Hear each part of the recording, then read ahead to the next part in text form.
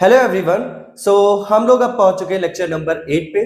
जैसा कि आप सबको पता है कि हम लोग अपने जेनेटिक्स की सीरीज में आगे बढ़ रहे हैं और हम अभी कवर कर रहे हैं एक चैप्टर जिसका नाम है principles of inheritance and variation.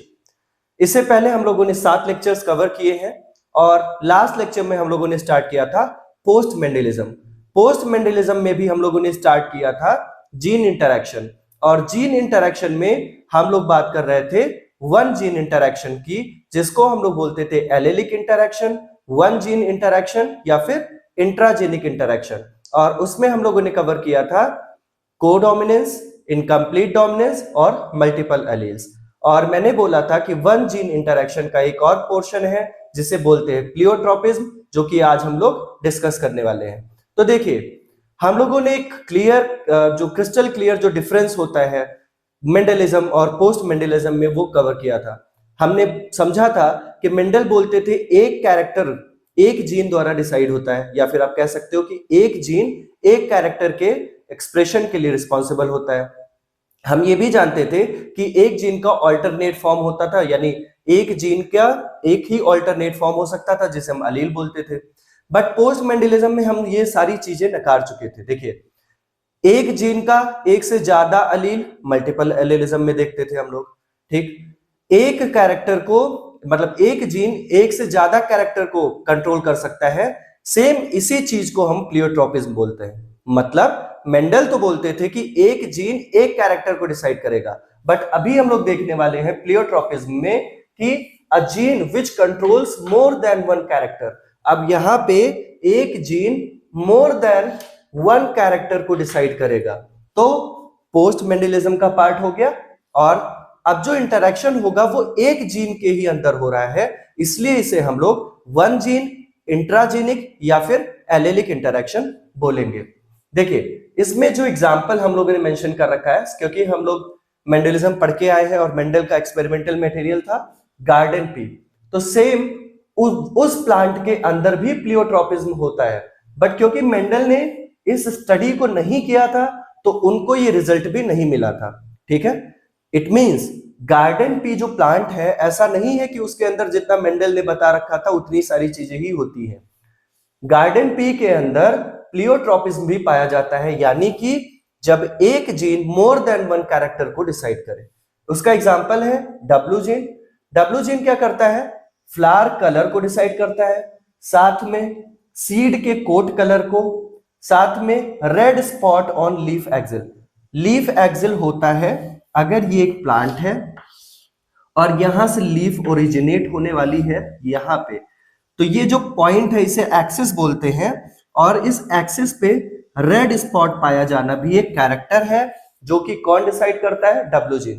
तो आप देख सकते हो डब्ल्यू जीन सिर्फ एक कैरेक्टर को डिसाइड नहीं कर रहा है, एक कैरेक्टर के एक्सप्रेशन को कंट्रोल नहीं करता, जबकि flower colour, seed coat colour, red spot on leaf axil. ठीक है, सेम उसी प्लांट में बी जीन जो होता है, बी जीन को अगर आप देखेंगे तो बी जीन सीड के शेप को डिसाइड करता है, साथ में साइज ऑफ स्टार्च ग्रेन को भी यही रेगुलेट करता है। तो चलिए, जो हमारा सिलेबस है उसमें ये बी जीन का जो एक्सप्रेशन है ये एक इंपॉर्टेंट पोर्शन हो जाता है। तो हम लोग अब समझते हैं बी जीन किस तरीके से दो कैरेक्टर को डिसाइड करता है। चलिए, तो हम लोगों ने अभी बात किया था कि बी जीन जो होता है वो एक प्लियोट्रोपिज्म का एग्जांपल है, जो कि गार्डन पी प्लांट के अंदर प्रेजेंट होता है। और हम लोगों ने समझा था कि बी जीन जो है वो दो कैरेक्टर के रेगुलेशन या फिर एक्सप्रेशन के लिए रिस्पॉन्सिबल है। एक तो सीड का शेप, दूसरा साइज ऑफ स्टार्च ग्रेन। अब अगर आप एक सीड को याद करो, तो सीड जो होता है वो उसमें होता क्या है? देखिए, सीड प्लांट इसलिए बनाता है कि उसका जो नेक्स्ट जनरेशन है वो आ सके, और जो नेक्स्ट जनरेशन वो आ सके उसको चाहिए क्या? Energy, food. और फूड प्लांट किस फॉर्म में जो है स्टोर करता है? स्टार्च के फॉर्म में। तो इसीलिए जो साइज होगा स्टार्च ग्रेन का, सेम उस स्टार्च ग्रेन के साइज की वजह से सीड का जो शेप है वो भी आएगा। इस कैसे? देखिए, अगर ये एक सीड है, जो कि हमने पूरी तरीके से कोशिश की है कि राउंड लगे, अब ये अगर आपको राउंड सीड दिख रही है तो इसके अंदर क्या होगा, स्टार्च होगा। अब ये जो स्टार्च है इसका साइज छोटा छोटा है, ठीक है, छोटा छोटा है। अगर इसका साइज छोटा है तो बाद में ये जो सीड है ये शेप कैसा लेगा, रिंकल्ड शेप लेगा। लेकिन यहीं पे अगर ये एक सीड और है, कोई दूसरा सीड है जो कि यहाँ पे मैंने अभी फिर से राउंड ही बनाया है, इसको आप अब अगर आप यहाँ पे अब आप इसको रिंकल्ड समझ सकते हो। क्यों? क्योंकि इसमें स्टार्च ग्रेन का साइज कैसा है, स्मॉल है। जबकि जो दूसरा एग्जांपल है यहाँ पे आप देखो तो स्टार्च ग्रेन का साइज लार्ज है, या फिर आप बीच बीच में इंटरमीडिएट भी देख सकते हो, या फिर आप कह सकते हो कि लार्ज है, पूरा लार्ज है तो भी राउंड शेप आएगा सीड का, और इंटरमीडिएट शेप का अगर स्टार्च ग्रेन का साइज है तो भी सीड का शेप जो कैसा आएगा, राउंड आएगा। तो मैं ये कहना चाह रहा हूं कि बेसिकली ये जो बी जीन है ये जिस तरीके से स्टार्च के ग्रेन का साइज रखेगा कुछ वैसा ही एक्सप्रेशन सीड के शेप का भी हो जाएगा। लेकिन अब यहां पे समझने वाली बात यह है कि मेंडल जो बताते थे उस केस में क्या होता था, अगर कैपिटल बी है तो वहां पे राउंड शेप का सीड होगा। और हमें पता भी है कि दोनों कैपिटल बी कैसे हैं, डोमिनेंट अलील है। और अगर डोमिनेंट अलील हमारे पास होमोजाइगस कंडीशन में है, इट मींस डोमिनेंट ट्रेट जो है एक्सप्रेस होगा वहां पे। जबकि कैपिटल बी स्मॉल बी क्या दिखना चाहिए, मेंडल के हिसाब से राउंड दिखना चाहिए, और राउंड दिखेगा भी। जबकि स्मॉल बी क्या है, रेसेसिव अलील है, तो रेसेसिव एक्सप्रेशन दिखना चाहिए, दैट इज रिंकल्ड। ये इस तरीके से आप देखिए बी जीन यहां पे एक्सप्रेशन को कंट्रोल करता है। जबकि अगर आप यहां पे देखोगे तो कैपिटल बी जब आता है तो लार्ज साइज होता है स्टार्च ग्रेन का, लार्ज साइज होता है स्टार्च ग्रेन का। जबकि कैपिटल बी स्मॉल बी जब आता है तो यहां पे लार्ज ना होके इंटरमीडिएट हो जाता है। अब आपको याद आ रहा होगा इनकम्प्लीट डोमिनेंस जो मैंने पढ़ाया था, ठीक। तो यहां पे कैपिटल बी स्मॉल बी आने पे इंटरमीडिएट साइज का स्टार्च ग्रेन होता है, और स्मॉल बी आने पे स्मॉल साइज का स्टार्च ग्रेन का साइज होता है। तो अगर आप देखो ये जो लार्ज और इंटरमीडिएट है ये अगर सीड में प्रेजेंट होगा तो सीड का शेप कैसा होता है, राउंड होता है। जबकि स्मॉल जो है, स्मॉल अगर स्टार्च ग्रेन का साइज है तो सीड का शेप कैसा आता है, रिंकल्ड आता है। तो बेसिकली एक दूसरे से लिंक्ड भी है, बट अगर आप यहां पे देखो तो ये दोनों के दोनों अलग अलग कैरेक्टर है।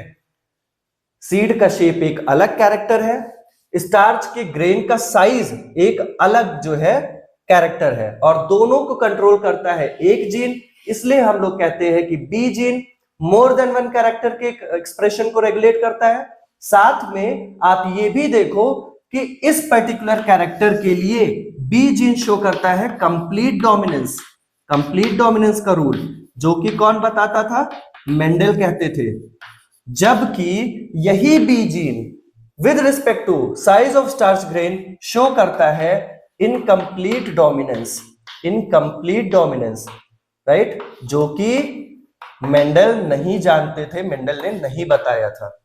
तो हम कह सकते हैं कि if a gene is responsible for expression of more than one character, then dominance is not an autonomous feature of trait या फिर कैरेक्टर। मतलब जब एक जीन एक से ज्यादा कैरेक्टर के एक्सप्रेशन को रेगुलेट करते हैं तो वहां पे डोमिनेंस एक ऑटोनॉमस फीचर नहीं है। यहां पे आप ये नहीं कह सकते कि यहाँ पे डोमिनेंट ये कैपिटल बी है तो राउंड होगा, कैपिटल बी स्मॉल बी है तो राउंड होगा। तो फिर यहां पे भी ऐसे ही आना चाहिए, capital B large, small B capital B small B large. लेकिन अब आप देखो कि एक ही कैरेक्टर एक जगह कंप्लीट डोमिनेंस शो करता है, एक जगह इनकम्प्लीट डोमिनेंस शो करता है। तो आप यहां पे नहीं कह सकते कि डोमिनेंस जो है एक क्या कहते हैं, इंडिपेंडेंट फीचर है, ठीक है। जबकि यहां पे हमें देखना होगा कि किस कैरेक्टर की बात हम लोग इस समय पे बात कर रहे हैं। हम इस जीन के लिए हम कुछ बोल ही नहीं सकते कि ये कैपिटल बी डोमिनेंट शो करेगा तो capital B small B dominant show करेगा कि इनकम्प्लीट डोमिनेंस शो करेगा, हम नहीं बोल सकते। हमें देखना पड़ेगा कि बी जीन के बारे में अगर आप बात कर रहे हैं और B gene more than one character के लिए रिस्पॉन्सिबल है, कि एक्सप्रेशन के लिए रिस्पॉन्सिबल है, तो हमें देखना पड़ेगा कि आप किस कैरेक्टर के एक्सप्रेशन की बात कर रहे हैं। अगर सीड शेप की बात कर रहे हैं तो हम कह देंगे कंप्लीट डोमिनेंस। अगर साइज, तो जो मैं कह रहा था कि जब भी एक gene more than one character के लिए रिस्पॉन्सिबल होगा, उसके एक्सप्रेशन के लिए रिस्पॉन्सिबल होगा, तो वहां पे डोमिनेंस जो होता है वो एक ऑटोनोमस फीचर यानी कि इंडिपेंडेंट फीचर नहीं होता है। हमें ये देखना पड़ता है कि हम किस कैरेक्टर की स्टडी कर रहे हैं।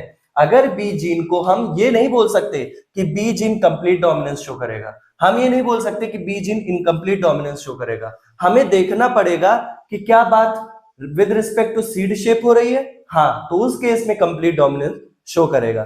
क्या बात with respect to size of starch grain हो रही है, तो हाँ, इस कंडीशन में इनकम्प्लीट डोमिनेंस शो करेगा। इसीलिए कहा गया है कि if a gene is responsible for expression of more than one character, then dominance is not an autonomous feature.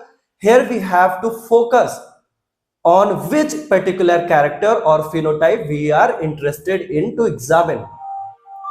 हो गई बात पी प्लांट के जो एग्जाम्पल्स थे, यानी कि डब्ल्यू जीन और बी जीन जो कि शो करते हैं प्लियोट्रोपिज्म, और भी एग्जाम्पल्स हैं जैसे कि मैंने आपसे पहले ही बता रखा था कि most of the genetic disorders क्या शो करते हैं, प्लियोट्रोपिज्म शो करते हैं। जैसे कि आपका हो गया फिनाइलकीटोनुरिया, जिसका जीन रिस्पॉन्सिबल जो जीन होता है वो प्रेजेंट होता है क्रोमोसोम नंबर 12 पे। जबकि दूसरा एग्जांपल है सिकल सेल एनीमिया, जिसका रिस्पॉन्सिबल जीन प्रेजेंट होता है क्रोमोसोम नंबर 11 पे। फिनाइलकीटोनुरिया और सिकल सेल एनीमिया के बारे में हम लोग आगे अच्छे से